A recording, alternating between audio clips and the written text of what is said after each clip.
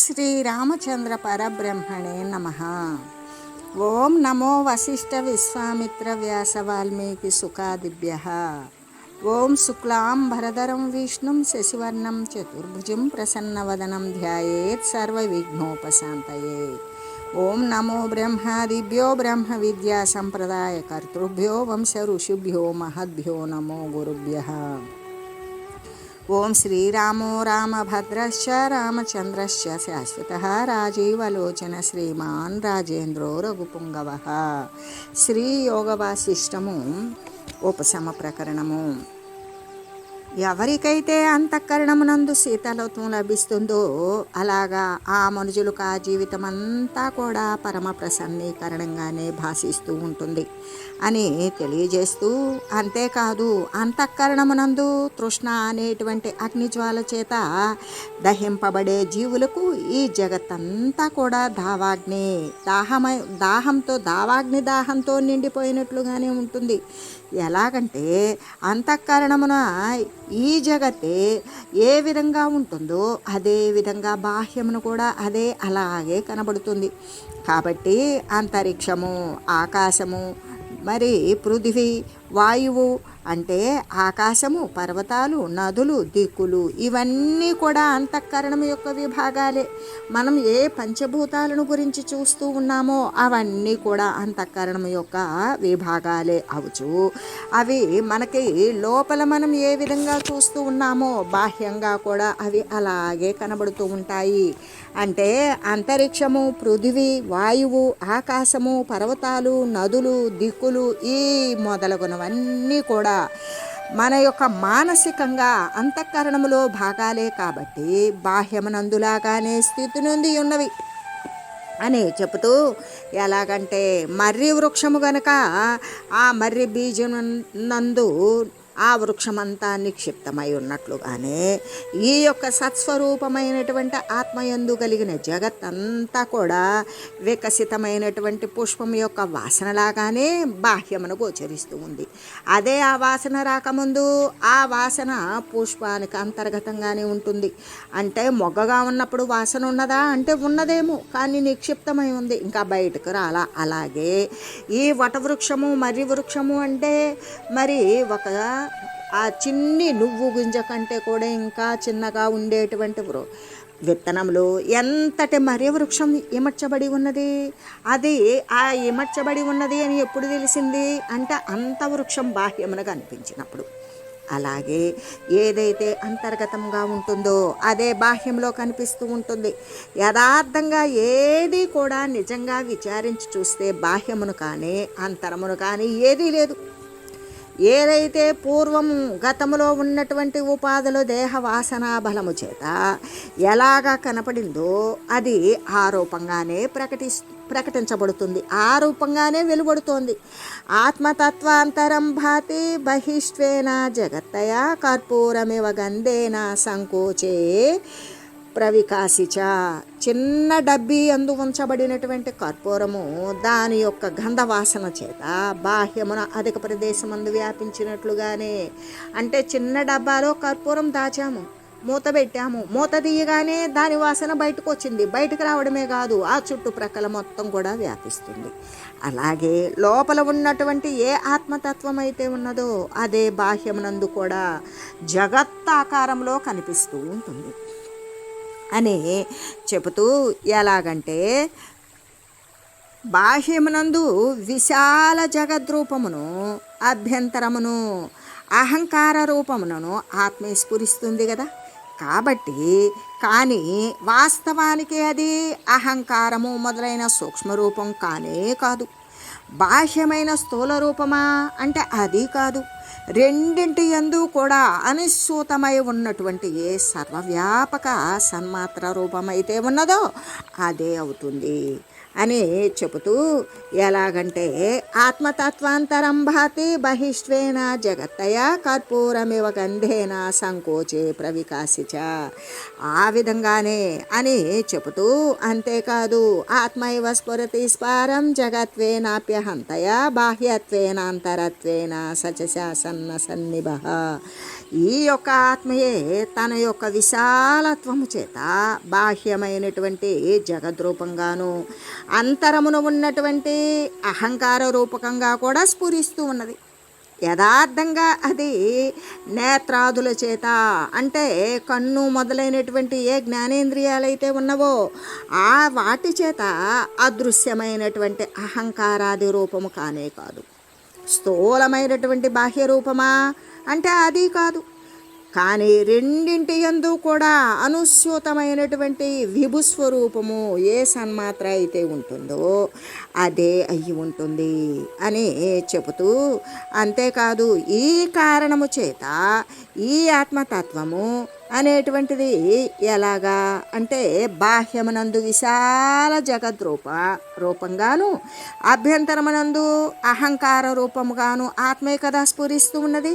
కానీ వాస్తవానికి అది అహంకారము మొదలైనటువంటి సూక్ష్మరూపము కాదు, బాహ్య స్థూల రూపము కూడా కానే కాదు. ఈ రెండింటి యందు కూడా మనుల యందు దారములాగానే అది ఆధారమై సర్వవ్యాపక సన్మాత్ర రూపమే అవుతూ ఉన్నది అని చెబుతూ, ఈ కారణము చేత ఈ ఆత్మ తన ఆంతరికమైనటువంటి చిత్తం ఏదైతే ఉన్నదో అది పూర్వవాసనానుసారం ఏ విధంగా అయితే తెలియచూ ఉన్నదో దానిని అనుసరించే బహిర్ముఖంగా ఈ యొక్క కళ్ళు మొదలైనటువంటి బాహ్యమైనటువంటి జగత్తు యొక్క ఆకారాన్ని నేత్రాదుల ద్వారా చూస్తూ ఉన్నది. అంతేకాదు అంతఃకరణమున ఉన్నదే అయితే జాగ్రత్త వాసనాదుల యొక్క హృదయస్థిత స్వప్నము మనోరాజ్యాలను కూడా వీక్షిస్తూ ఉన్నది అని చెబుతూ, బాహ్యమునందు అభ్యంతరమునందు కూడా అది ఆధారమై కనబడకనే ఆధారమై ఉన్నటువంటి ఆ సద్రూపాత్మ నుండి జగత్తు వేరుగా వింపబడిందో అది మృతప్రాయమే అవుతుంది. ఎందుకు? ఈ యొక్క ఆ సద్రూపాత్మ యొక్క సంబంధం లేకపోతే ఈ జగత్తు అనేటువంటిది వేరు చేయగలిగితే అది చచ్చిన శవంతో సమానమే. అలా వేరు గావింపబడకపోయినట్లయితే బాహ్యమునందు కానీ అభ్యంతరమునందు కానీ భేదము తొలగకపోతే అహంకారము మమత్వము అనేటువంటి అధ్యాసము చేత నేను నాది అనేటువంటి భావన చేత పదార్థాల యందు అధిక భేదమును గురించి భయమే కలుగుతుంది. కాబట్టి మనోవ్యాధి చేత హతుడైనటువంటి వానికి అంతరిక్షము అంటే ఆకాశము, పృథివీ, ఆకాశాలు, పర్వతాలు, నదులు, దిశలు మొదలైనవి ఏవైతే ఉన్నాయో అవన్నీ కూడా ఈ మూడు రకాలైనటువంటి తాపత్రయాలు ఆది భౌతిక, ఆధ్యాత్మిక, అధిదైవికమైనటువంటి తాపత్రయాల జ్వాల చేత వాడు ప్రజ్వలించబడి ఆ ప్రళయము అనేటువంటి ఆరంభంలాగానే ఉంటుంది. అంటే ప్రళయం యొక్క ఆరంభం ఏ విధంగా ఉంటుందో అలాగే ఉంటుంది.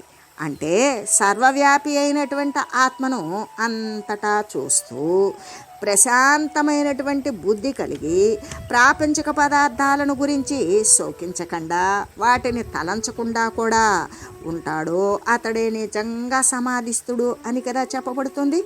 అయితే సర్వవ్యాపి అయినటువంటి ఆత్మను అంతటను కూడా చూస్తూ ప్రశాంతమైనటువంటి బుద్ధి కలిగి ఈ ప్రాపంచిక వస్తువులను గురించి ఎవడైతే శోకించడో వాటిని గురించి ఆలోచన కూడా చేయడో అతడే కదా సమాధిస్తుడు అని చెప్పబడతాడు అని చెబుతూ, ఉత్పత్తి కానీ వినాశము కానీ వీటితో కూడుకుని ఉన్నటువంటిదే జగత్తు.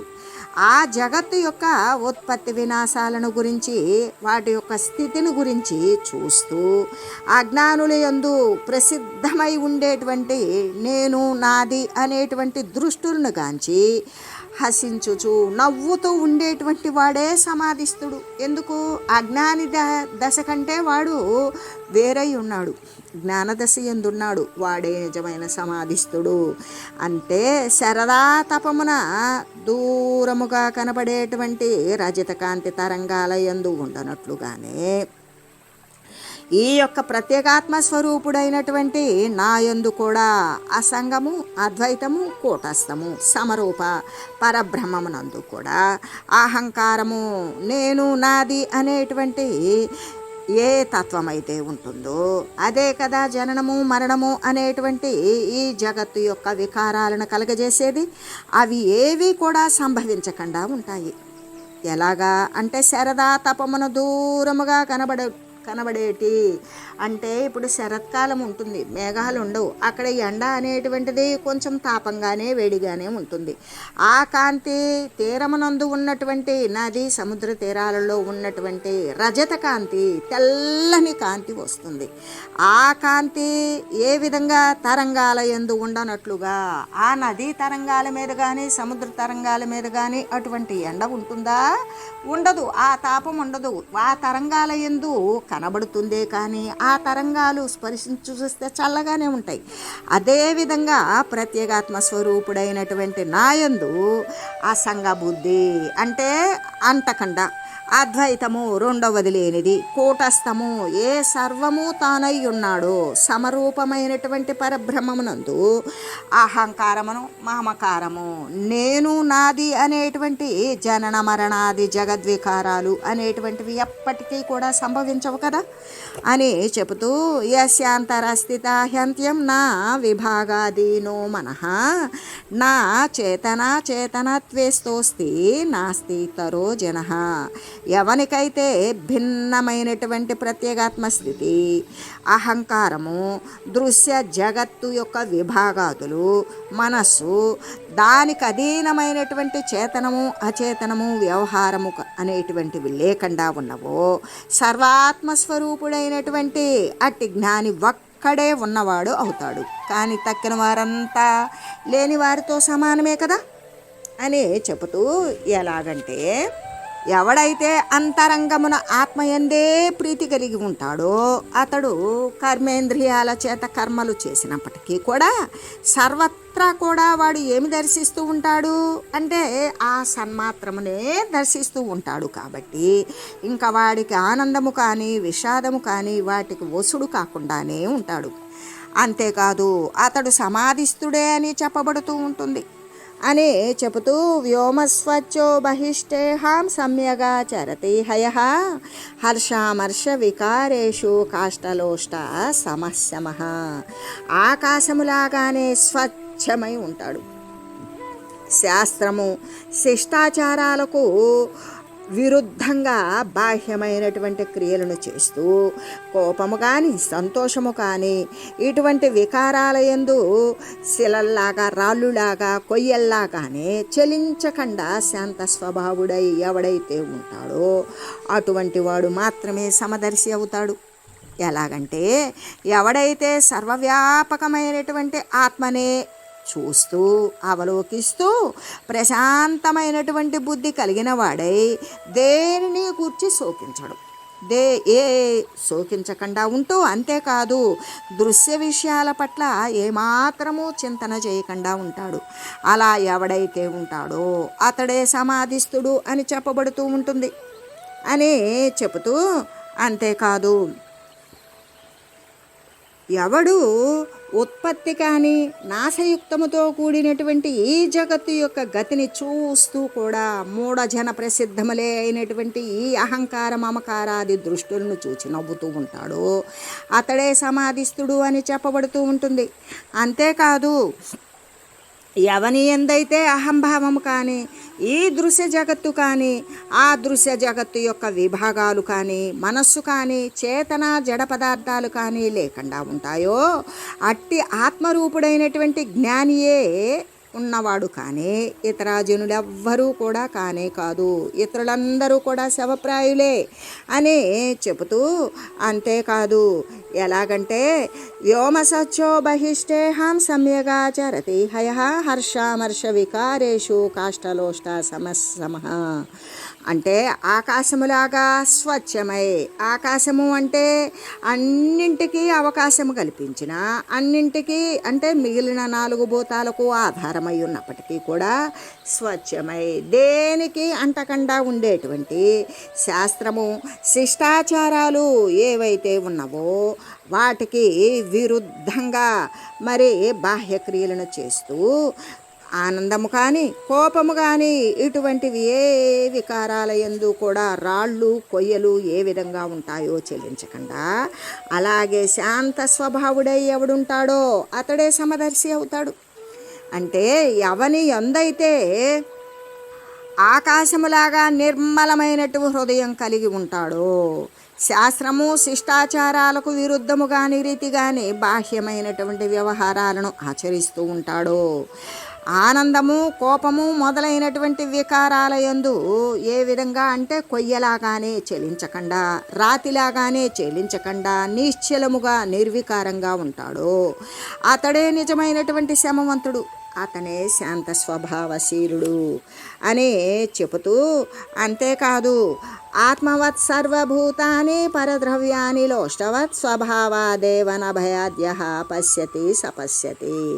సర్వజీవులను కూడా తనవలెను పరుల యొక్క ద్రవ్యాన్ని మట్టిగడ్డలాగాను భయముచే కానీ స్వభావముగా కానీ ఎవ్వడైతే గాంచుతూ ఉంటాడో అతడే నిజముగా గాంచువాడగును. ఈ సర్వజీవులను కూడా తన వలనే చూడవలేను. ఏ విధంగా అంటే అహం మమత్వాదులు లేనటువంటి వాడు మాత్రమే సర్వజీవులను కూడా తనలాగా చూడగలుగుతాడు. అంతేకాని సర్వజీవులను తనలాగే చూడాలి అని పాముని తీసి పక్కలో పడుకోబెట్టుకోవడం, మరి కుక్కల్ని తెచ్చి ఇంట్లో పెట్టుకోవడం, పందులను తీసుకొచ్చి వాకిట్లో ఉంచుకోవడం, ఇటువంటివి చూడడం కాదు. వాటిని ఏమాత్రము హింసించకుండా, వాటి యథాశక్తి స్వేచ్ఛకు ఏమాత్రము ఆటంకం కలగకుండా, మనకి ఏమాత్రము హాని లేకుండా ఉండేందుగా ప్రయత్నిస్తూ, వాటి పట్ల తిరస్కారము కానీ మరి వాటిని తీసుకోవాలి అనేటువంటి భావన లేకుండా ఉండడమే సర్వజీవులను. అంటే మామాత్మ సర్వభూతాత్మ, సర్వ ఉపాధుల యందు కూడా అంతర్గతంగా ఉన్నటువంటి ఆ ఉపాధిని కదిలించేటువంటి విశుద్ధ చైతన్య వస్తువు ఏదైతే ఉన్నదో దానిని గాంచాలి. అంతేకాని ఆ ఉపాధిని తీసుకొచ్చి మనం ప్రక్కనే పడేసుకొని మనతో కలిసి ఉండేటట్లు చూడడం అనేటువంటిది కానే కాదు. అందుకని అంటే దీంట్లో కూడా ఒకంత వివేక దృష్టి అనేటువంటిది వివేచన కలిగి వ్యవహరించాలి. అలా చూడగలిగినప్పుడు, అంతేకాదు ఇతరుల ద్రవ్యాన్ని మట్టి గడ్డలాగానే ఏ విధంగా ఇతరుల యొక్క సొమ్ము ఉన్నది, ఆ సొమ్ముని అమాంతం గ్రసించేటువంటి మహనీయులు మహానుభావులు ఉన్నారు. వారు ఏ స్థానంలో ఉన్నారు అనేది కూడా చూడరు. వారు గురుతుల్యుల, మరి ఆ పెద్దల, మహనీయుల, వారి వస్తువు మనం అంటకూడదు అనేటువంటి జ్ఞానం లేకుండా ప్రవర్తించేటువంటి వారు ఉన్నారు. అందుకే మమాత్మ సర్వభూతాత్మ అన్నప్పుడు నా ఆత్మస్వరూపం ఏదైతే ఉంటుందో సర్వభూతముల యందు ఉన్నటువంటి ఏ విశుద్ధ చైతన్యం ఉన్నదో అదే ఉన్నది అని ఆ విశుద్ధ చైతన్యాన్ని చూడగలిగిన అంతర్గతమైనటువంటి స్థితి ఎవడికి ఉంటుందో వాడే సర్వవ్యాపకుడవుతాడు. అంతేకాదు ఇంకా పరద్రవ్యాన్ని లోష్టవత్, ఏ విధంగా ఇతరుల యొక్క ద్రవ్యాన్ని సహజంగా ఏదైనా సరే తనది కాకపోయినా సరే తనను ఆక్రాంతం చేసుకొని ఆక్రమించుకొని దానిని సొంతం చేసుకోవాలనే బుద్ధి ఉన్నటువంటి వాడు పై మాటలు మాత్రమే మరి ఎవరిది వాళ్ళదే అని నిష్కర్షమైనటువంటి వాక్కులు పలికేటువంటి వాడు కర్మభూమి అందే కర్మ జీవితమే గడుపుతాడు. కాబట్టి పరుల యొక్క ద్రవ్యాన్ని ఏ విధంగా ఉండాలి, మట్టి గడ్డలాగానే చూడాలి. భయంచే కానీ స్వభావంగానే ఎవడైతే చూస్తాడో ఇతరుల యొక్క వస్తువును భయముతో మరి స్వభావ సిద్ధంగా వారిదే అని వదిలివేసి దానిని అంటాలి అనేటువంటి బుద్ధి కలిగి ఉంటాడు. అంటే ఇతరుల యొక్క స్త్రీలను కానీ, ఇతరుల యొక్క ఆస్తులను కానీ, ఇతరుల యొక్క కీర్తిని కానీ, ఇతరుల యొక్క మంచిని కానీ, ఇతరుల యొక్క మాటను, ఇతరుల యొక్క బోధను కూడా దొంగిలించేటువంటి మహనీయులు ఉన్నారు. అటువంటి వారు కర్మజీవులై కర్మ పరంపరమైనటువంటి ఆ ఉపాధుల్ని పొందుతుంటారు. అందుకే శ్రీ వశిష్ఠ మహర్షి ఏమని చెప్తూ ఉన్నారు అంటే, రాగద్వేషాదిరహితమైనటువంటి ఏ తుచ్చమైనటువంటి అహం మమత్వాదులు లేకుండా ఉన్నటువంటి వాడు మాత్రమే సర్వజీవులను కూడా తనలాగా చూస్తాడు. పరుల ద్రవ్యాన్ని మట్టిగడ్డలాగా భావిస్తాడు. దాని పట్ల ఎటువంటి ఇక దానిని స్వీకరించాలి అంటే ఒకంత భయము అనేది కలిగినప్పుడు దాని ద్వారా వాడు గ్రహించటానికి సిద్ధపడడు. కాబట్టి స్వభావంగానే ఎవడైతే చూస్తూ ఉంటాడో అతడే నిజంగా చూసినటువంటి వాడు అని చెబుతూ, ఎవడైతే భయము వలన కానీ స్వభావంగానే తన యొక్క సమస్త ప్రాణులను కూడా తనలాగానే చూడడం, తన యొక్క శరీరానికి ఏది ఎంత అవసరమో వాటికి కూడా అంతే స్వేచ్ఛను కోరుకుంటాయి. కాబట్టి వాటిని ఎప్పుడూ కూడా బంధించి కాజేసి వాటిని కోసుకొని తినేటువంటి హింసాత్మక ప్రవృత్తి కలిగినటువంటి వారు కూడా ఉంటారు. దానిలో ఉన్నటువంటి ఆ ఉపాధిని నడిపించేటువంటి చైతన్య వస్తువుని ప్రక్కకు బలాత్కారంగా త్రోసివేస్తేనే కదా ఆ ప్రాణిని హింసించడం, వధించడం, దానిని భక్షించడం. మనకు కావలసినటువంటి పదార్థాన్ని దైవం మనకు ఏర్పాటు చేసి ఉండగా అటువంటి ప్రాణిహింస చేసి భక్షించి శరీరాలను పోషించుకోవలసిన అగత్యం అహం మమత్వాదులు, దృశ్య సంబంధమైన విషయాదులు, రాగద్వేషాలకు లోబడినటువంటి వారికి మాత్రమే ఇటువంటి క్రియలన్నీ చేస్తూ ఉంటారు. అంతేకాదు పరుల యొక్క ద్రవ్యాన్ని కూడా మట్టి గడ్డలాగా ఎవడు చూడగలుగుతాడు? మట్టి గడ్డలాగా ఎంత నివృత్తి స్థితిలో ఉంటే తప్ప ప్రకృతి యందు ప్రవృత్తి కలిగినటువంటి వాడు ఎవడూ చేయలేనటువంటి విషయం. కాబట్టి ఎవడైతే పరుల ద్రవ్యాన్ని మట్టి గడ్డలాగా చూస్తాడో అతడే సత్యదర్శి, జ్ఞాని అని చెబుతూ, అంతేకాదు అజ్ఞాని అయినటువంటి వాడు బ్రహ్మైశ్వర్యాదులు మొదలుకొని మహాపదార్థాలైనప్పటికీ కూడా సువర్ణము మొదలైనటువంటి అల్ప వస్తువులను కానీ మిథ్యారూపమునందు వాడు చూడడు. గొప్పవైన సువర్ణము మొదలైనటువంటి తక్కువ వస్తువులైన ఇవన్నీ కూడా వాడు అబద్ధ రూపంలో కాంచడు. అంతేకాదు సద్రూపానుభవం లేకపోవడం వల్ల ఆ సత్తు యొక్క అనుభవ స్థితి సిద్ధి పొందకపోవడం కారణం చేత ఆ సత్స్థితిని సద్రూపాత్మను వాడు గాంచలేడు, గాంచినట్టు నటిస్తాడు. జ్ఞాని ఒకడు మాత్రమే పదార్థాలను మిథ్యారూపంగా సద్రూపంగా చూడగలుగుతాడు అని చెబుతూ, ఈ దృశ్యాశయ సంపన్నో మహాసత్వ పదం గతః తిష్టతు దేతు వాయాతు మృతిమేతు నా తత్సితం. ఇట్టి ఉత్తమమైనటువంటి ఆశయం కలిగి బ్రహ్మపదాన్ని పొందినటువంటి వాడు ధనహీనుడైనప్పటికీ కూడా ఐశ్వర్యంతో కూడి ఉన్నప్పటికీ కూడా పుత్రులు, బంధువులు మొదలైన వారు మరణించినప్పటికీ కూడా అభ్యుదయమైనటువంటి స్థితిని వాడు అభివృద్ధి స్థితిని పొందకపోయినప్పటికీ కూడా సమరూపుడై సర్వకాల సర్వావస్థల యందు కూడా జాగ్రత్త స్వప్న సుషుప్తాదుల యందు కానీ మరి భూతకాల భవిష్యత్కాల వర్తమాన కాలాల యందు కూడా ఎటువంటి ఆనంద శోకాదులు అనేవి ఏమీ కూడా వాడు అంటబడకుండానే ఉంటాడు అని చెబుతూ, అంతేకాదు చందనాగురు కర్పూరైర్వపూర్వ పరిడింపుతు జ్వాలా జటిల విస్తారే నిపతత్యదాతవ నిపతత్య ధవానిలే. ఎవడైతే అంతేకాదు నాసౌ కించిన్న తత్కించిత్ కృతం తేన మహాత్మనా నాసౌ కలంకమాప్నోతి హేమ పంకగతం యథా. ఉత్తమమైనటువంటి భోగాల చేత నిండిపోయి జనులతో కూడా వ్యాప్తమైనటువంటి స్వగృహమున నివసించుగాక, లేకపోతే సర్వభోగాలకు కూడా లేనటువంటి మహారణ్యములో నివసించుగాక. అంతేకాదు మన్మధుని యొక్క తీవ్రమైన వేగము చేత మద్యపానాలను మరి చేసి కూడా మద్యపాన రతుడై ఉండుగాక, లేకపోతే నృత్యం చేయుగాక. అంతేకాదు సర్వసంగ పరిత్యాగము అన్నీ వదిలివేసి పర్వతంపై తపస్సు చేయుగాక. ఇంకా చందనాగరు కర్పూరాల చేత శరీరాన్ని లేపనం చేసుకోగాక, లేకపోతే జ్వాజ్వల్యమానమై వెలిగేటువంటి విశాల అగ్నిహోత్రమందు దుముకుగాక, పాపం చేయుగాక, అధిక పుణ్యము ఆచరించుగాక, నేడు మరణించుగాక, లేక అనేక కల్పాలైనా కూడా తర్వాత కూడా అంటే చాలా దీర్ఘకాలం తర్వాత మరణించుగాక.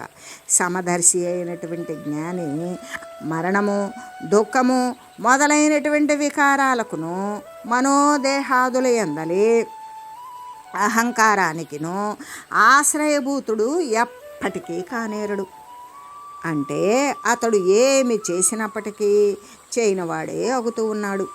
బురద ఎందు పడినటువంటి బంగారునకు దాని యొక్క బురద అంటని విధంగానే అటువంటి వానికి దోషరూప కలంకము ఏమీ కూడా సంప్రాప్తింపదు అని తెలియజేస్తూ, అంటే ఉదారాశయముతోటి, అంటే ఆశయముతో ఉదారమైనటువంటి ఏ యొక్క రాగద్వేషాలకు లోబడకుండా ఉండేటువంటి స్థితిలో కూడి ఉన్నటువంటి వాడు సర్వం కంటే కూడా ఉత్కృష్టమైనటువంటి ఆత్మపదమును పొందినవాడు అయిన జ్ఞాని ఏమీ లేకపోయినా, లేక ఐశ్వర్యాదులు కలిగి ఉన్నప్పటికీ, బంధువులు మరణించినా లేక మరణించకపోయినా, ఉత్తమమైనటువంటి భోగాల చేత నిండిపోయిన మనుష్యుల చేత మరి నిండుగా ఆ స్వగృహమునందు ఎంతో మంది మనుషులు నివసిస్తూ ఉన్నా వాళ్ళు మరణించిన, లేదనుకో సమస్త భోగాలు నశించిపోయినటువంటి మహా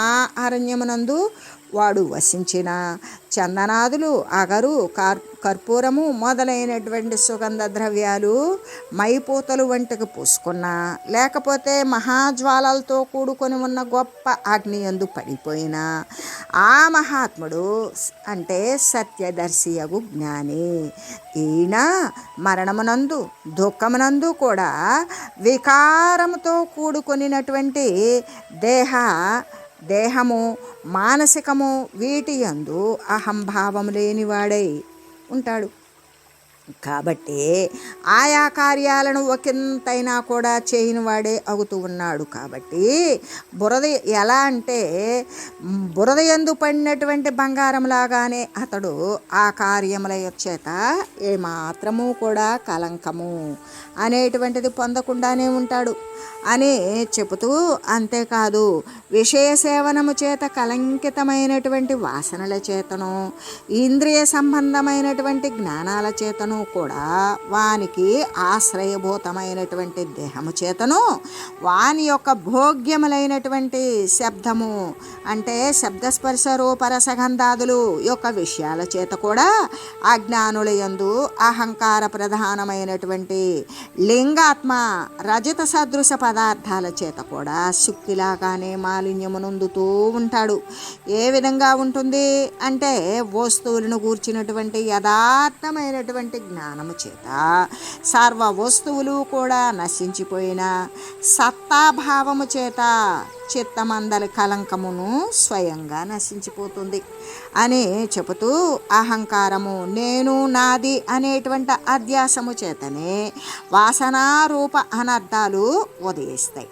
దాని వలన మనుజుని యొక్క జీవితమునందు రకరకాలైనటువంటి దుఃఖాలు కూడా పుట్టుకొస్తాయి. రజ్వాం సర్ప భ్రమేశాంతే హిర్నేతి నిర్వృతిర్యదా అహం త్వభావ సంశాంతౌ తదాంతః సమతామత. అంటే రజ్జునందలి సర్పభ్రమ నశించుట చేత తాడు ఉన్నది, తాడు మనకి తాడులా కనపడదు, దాని యందు పాము ఉంటుంది. ఆ పామును చూస్తాం, పాము ఉండదు, కానీ పామును మనం కల్పించుకుంటాం. ఇది పామేమో, అదిగో కదులుతుంది, ఇదిగో తోక, అదిగో తల, అదిగో పడగ అని చెప్తూ ఉంటాం. దేని కారణం చేత? దానిని ప్రస్ఫుటంగా చూడలేని కారణం చేత. అయితే దానిని వెలుగు సహాయంతో ఎప్పుడు చూసామో అక్కడేముంటుంది? తాడే ఉంటుంది. మరి అప్పటిదాకా కనిపించిన భ్రమ తొలగిపోయింది. ఏం భ్రమ? పాము అనే భ్రమ. అలాగనే ఇక్కడ రజ్జువునందలి సర్పంలాగానే, అంటే జ్ఞానము అనేటువంటి వెలుగు చేత చూసినప్పుడు, అంటే వెలుగు ద్వారా చూసినప్పుడు మాత్రమే తాడు తాడుగా కనపడింది. చీకట్లో చూసినప్పుడు తాడుని పామని భ్రమించాం. అలాగే ఈ యొక్క జ్ఞానము కలిగినప్పుడు ఏ విధంగా ఉంటుంది? జ్ఞానము చేత అంటే శాంతి కలుగుతుంది. అజ్ఞానము చేత ఎప్పుడూ అలజడి, కంగారు, క్లేశాలు. కాబట్టి అహంభావం నశించిపోతే ఏముంటుంది? అంతఃకరణమునందు సమత్వమే ఉదయిస్తుంది అని చెబుతూ, ఎలాగంటే రజ్జువునందు సర్పభ్రమ గనక నశించిపోయిందా, అప్పుడు సర్పభ్రమ లేకపోతే అక్కడ సర్పం లేదు, ఉండేటువంటిది రజ్జువే, తాడే ఉంటుంది అనేటువంటి జ్ఞానము చేత ఎలాగ శాంతి కలుగుతుందో అలాగనే అహంభావము గనక లెస్సగా పూర్తి స్థాయిలో శమించిందా, అంతరంగమందు సర్వ దుఃఖ రాహిత్య రూపమైనటువంటి సమత్వమే ఉదయిస్తూ ఉన్నది అని తెలియజేస్తూ, ఓం మంగళం శ్రీ గురుదేవాయ మహనీయ గుణాత్మనే సర్వలోక శరణ్యాయ సాధురూపాయ మంగళం. ఓం మంగళం కోసలేంద్రాయ రామాయ రామభద్రాయ చక్రవర్తి తనూజాయ సార్వభౌమాయ జానకీ వల్లభాయ శ్రీరామచంద్రాయ మంగళం. ఓం తత్సత్.